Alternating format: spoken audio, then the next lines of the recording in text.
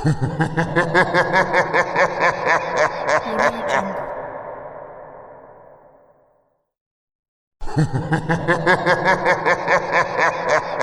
Jungle.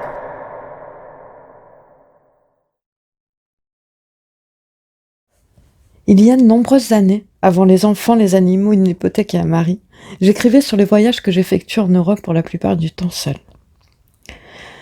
C'était la première fois que je visitais Prague. Voyage de dernière minute, donc très peu de temps pour me préparer.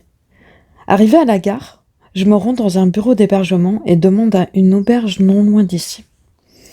À ce moment-là, j'avais la vingtaine.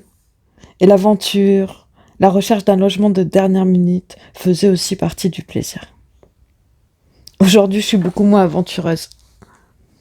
Je me rends donc à l'auberge conseillée. C'est un bâtiment art déco, limite en ruine, gris ardoise, dans une toute petite ruelle. L'intérieur avait l'air d'avoir été beau à un moment, mais au moment où j'y étais, il y avait des meubles défraîchis, dépareillés, une moquette tachée bon marché. La plupart des luminaires étaient cassés, éclairant tout sauf le hall, qui était sombre et lugubre.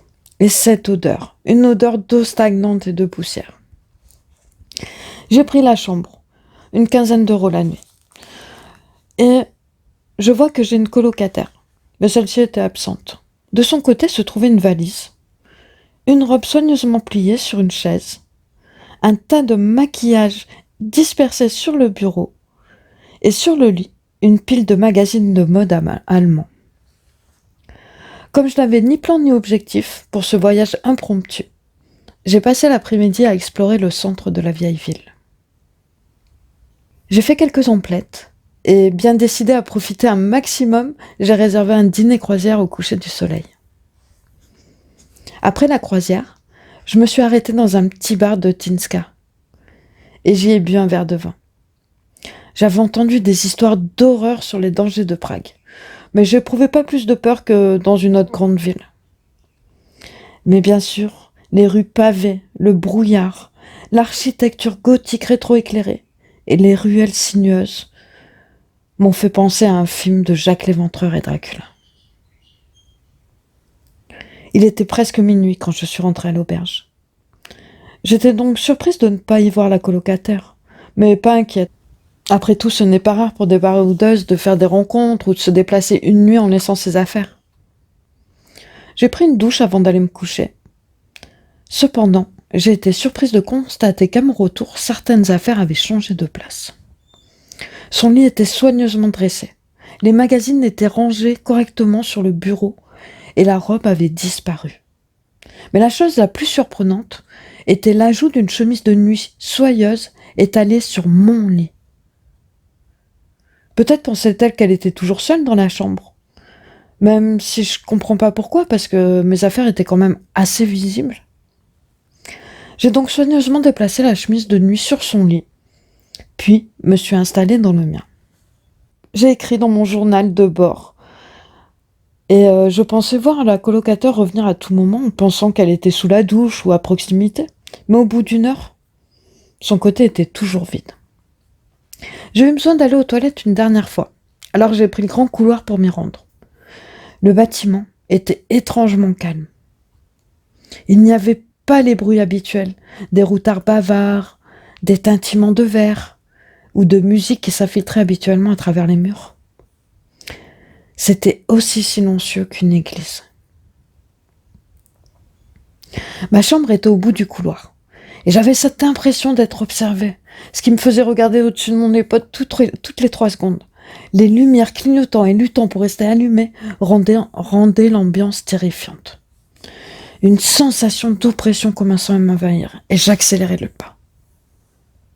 Un soulagement immense m'envahit lorsque j'atteins la chambre et referma la porte, mais cela fut de courte durée. Cette fameuse chemise de nuit était de retour sur mon lit, et toujours aucun signe de vie de ma colocataire. J'ai tout de même tenté de trouver le sommeil, tout d'abord en laissant la lumière allumée. Mais les ombres que projetait cette lumière dans la pièce la rendaient encore plus effrayante. J'ai donc éteint la lumière, ce qui plongea la chambre dans l'obscurité quasi totale, m'angoissant fortement. J'ai finalement plongé dans un sommeil profond. Quand soudain la porte s'ouvrit, un homme se tenait dans l'embrasure et seule la lumière derrière lui éclairait juste assez pour que j'aperçoive son visage tordu. « Je ne voulais pas, sanglota-t-il. Tu dois m'aider. » Trop confuse et désorientée pour avoir peur, je me suis rapidement assise et j'ai appuyé sur l'interrupteur. Mais une fois la pièce éclairée, j'ai vu que la porte était fermée et il n'y avait personne. Je sauta rapidement du lit, alla vers la porte et elle était fermée à clé. Personne n'aurait pu entrer sans clé. Et le couloir, vide, sans âme qui vive. J'ai passé le reste de la nuit habillée, assise sur mon lit, lumière allumée, et même si j'avais pris 2 nuits de plus, à 7 heures, j'ai ramassé toutes mes affaires et suis descendue à la réception. « Au fait, dis-je à la réceptionniste, qui devait avoir une 20aine d'années, ma colocataire n'est pas rentrée. Je suis un peu inquiète. » Elle ramassa la clé, la regarda attentivement, fronça les sourcils, puis jeta un coup d'œil à son ordinateur. « Dans quelle chambre étiez-vous déjà ?» Quand je lui répéta le numéro de chambre, elle regarda son écran puis me dit « Mais madame, cette chambre n'a pas été louée depuis 3 semaines et elle a été rangée depuis. Vous n'êtes que 6 dans tout le bâtiment. » L'auberge a depuis été rénovée et est devenue un hôtel de luxe. À ce jour, c'est l'histoire la plus terrifiante et la plus angoissante que j'ai vécue.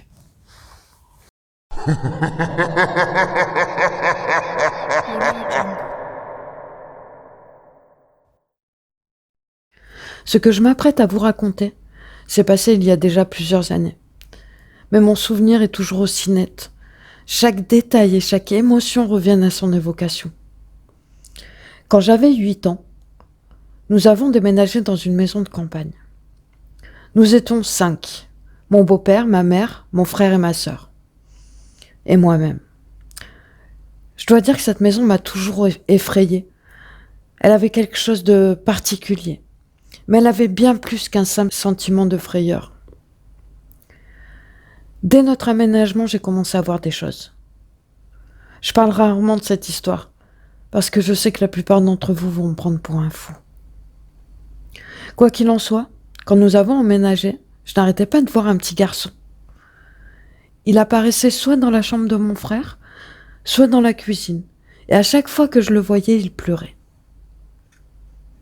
Bizarrement, je n'avais pas plus peur que ça en le voyant. Mais je tentais de lui parler et je lui demandais ce qui n'allait pas. Mais je n'ai jamais eu de réponse. J'en avais parlé à ma mère, mais elle ne me croyait pas. Et cela a duré plusieurs années où je ne voyais que ce petit garçon. Mais très vite tout a changé. L'ambiance est devenue hostile. Les disputes entre mon beau-père et ma mère se répétaient, ce qui finit par un divorce. Et moi j'apercevais des silhouettes noires dans le couloir. N'étant pas un grand dormeur, j'étais souvent éveillée tard la nuit. Et j'étais là dans mon lit tétanisée, car je voyais la porte de ma chambre s'ouvrir et se fermer toute seule. Des coups résonnaient dans le couloir. Et ces silhouettes noires que je voyais passer m'empêchaient de bouger. Et quand j'allais dans l'arrière-salle, qui faisait aussi office de buanderie, j'avais instantanément ce sentiment de lourdeur, la sensation de ne pas être seule. Et je me souviens très bien la première fois que j'y suis descendue. Je me suis sentie pris d'angoisse. Arrivée à l'avant-dernière marche, j'ai jeté un coup d'œil autour de moi et j'y ai vu des gens enchaînés au mur qui me regardaient. J'ai pris peur, j'ai immédiatement couru, rejoignant ma mère. Je pleurais, je suffoquais et j'essayais de lui expliquer ce que j'avais vu. Jusqu'au moment où je réussis à me calmer, je lui explique. Et là, elle ne m'a pas cru. Elle m'a dit que je mentais. Il a fallu qu'elle vive sa propre expérience pour enfin me croire. Quoi qu'il en soit, rien ne s'arrangeait. Il se passait toujours des choses effrayantes. Entre autres, nous ne pouvions pas garder plus d'1 semaine l'ampoule de la buanderie. Celle-ci éclatait littéralement, laissant des bouts de verre tout autour. Une fois, j'ai vu une chaise voler à travers une pièce d'une telle puissance que celle-ci laissa un trou dans le mur. Et tous les objets qui ne cessaient de tomber dans la maison sans raison. Et vers la fin, j'avais vraiment l'impression qu'il y avait une emprise sur nous tous. Nos humeurs et nos personnalités ont commencé à changer. On était des personnes en colère, toujours en train de se disputer. Il y avait vraiment une très mauvaise énergie autour de nous. Et peu avant que nous déménagions, nous dormions tous dans le salon près de la cheminée, car ma mère n'avait plus les moyens d'acheter de quoi se chauffer. Et lorsque quelqu'un allait aux toilettes et laissait la porte ouverte, il m'arrivait de voir une dame en blanc arpenter le couloir. Elle disait une phrase que je n'oublierai jamais. Il arrive, et cela en boucle jusqu'à qu'elle disparaisse. Ma théorie est que cette dame blanche nous alertait de la venue du démon, qui nous rendait visite chaque nuit. Celui-ci était décidé à nous faire du mal ou à nous faire partir. Et je suis persuadée que si on y était resté plus longtemps, cela serait arrivé. Par chance, quand nous avons déménagé, cette chose ne nous a pas suivis. Une seule personne a vécu dans cette maison depuis notre départ. Il y est resté seulement 6 mois. J'y suis retournée une fois, certainement par curiosité malsaine, mais franchement l'expérience n'était pas agréable. La maison commençait à s'effondrer. J'ai fait des recherches et j'ai découvert que le sol où se tenait la maison était à un moment donné un cimetière indien. Plus tard, ce fut le palais de justice d'une toute petite ville et les sous-sols servaient de prison, où des gens étaient enchaînés au mur. Et encore plus tard, une famille a racheté les terres démolissant le tribunal pour y construire une maison, qui plusieurs années après a brûlé, laissant qu'un survivant, un petit garçon. Je sais que beaucoup d'entre vous ne me croiront pas, mais cette histoire c'est la mienne, et je peux vous dire que j'ai vécu des heures de terreur. Alors j'espère que ces 2 petites histoires vous auront plu. N'hésitez pas à me laisser un petit pouce bleu, c'est pas grand chose pour vous, mais pour nous créateurs c'est beaucoup, et j'espère que j'aurai réussi à vous faire frissonner. À bientôt.